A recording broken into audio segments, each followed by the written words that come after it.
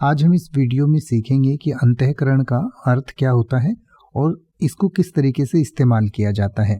तो अंतःकरण का वैसे तो बहुत गहरा मतलब है, अगर मैं आपको समझाने लगूंगा तो कम से कम आधा घंटा या उससे भी ज़्यादा का समय इसके लिए चाहिए, पर मैं आपका सिर्फ 1 मिनट लूंगा। तो 1 मिनट में मैं आपको जितना अच्छे से समझा सकता हूँ समझा देता हूँ। तो हिंदू दर्शन के अनुसार अगर हम अंतःकरण की बात करें तो इसका मतलब है मन की समग्रता, जिसमें सोचने की क्षमता, अहंकार की भावना और विवेक करने की क्षमता शामिल है।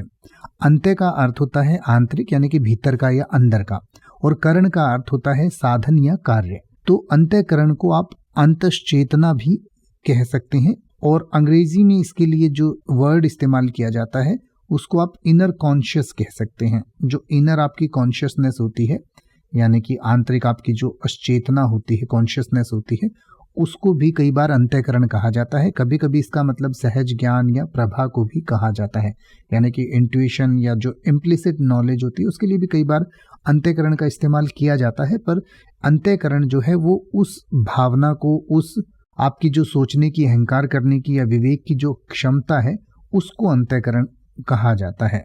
यानी कि वेदांत के अनुसार अंतःकरण की जो है वो 4 प्रवृत्तियां हैं: मन, बुद्धि, चित्त और अहंकार। यानी कि जो आपका अंतःकरण है वो आपके मन, बुद्धि, चित्त और अहंकार से मिलकर बना है, या इसकी 4 वृत्तियां हैं। तो इंग्लिश में आप इसे कॉन्शियंस कह सकते हैं, और कॉन्शियंस की स्पेलिंग होती है CONSCIENCE, कॉन्शियंस।